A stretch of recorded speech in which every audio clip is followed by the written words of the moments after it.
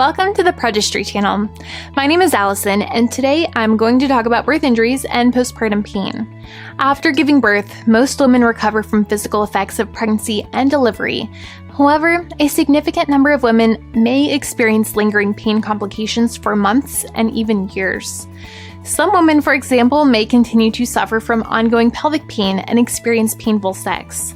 While it is not uncommon for women to have pelvic pain and discomfort during sex for up to 6 weeks after childbirth, if the pain lingers or symptoms worsen, let your provider know as soon as possible so that you can be treated. So, what are some causes? Hormonal changes that take place during pregnancy occur to prepare the body to give birth by loosening the joints and expanding the pelvis. However, while the joints and bones may return to their original position, instability of their new position can last for a longer time. A pelvic organ prolapse can occur due to hormonal changes in which the uterus, bladder, and/or small bowel drip from their normal position down into the vagina. The muscles and tissues that normally support the pelvic organs become weak, resulting in pelvic or lower back pain, as well as urinary and fecal incontinence.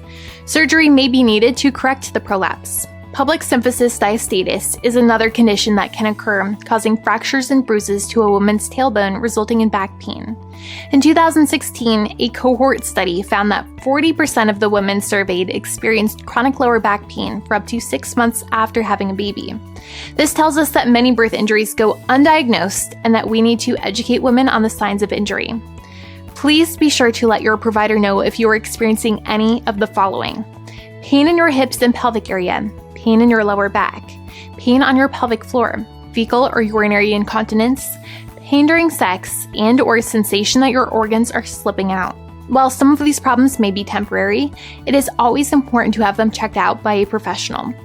Remember, as wonderful as it is to have a new addition to your family, you must take care of yourself too. Find out more about this at Pregistry.com.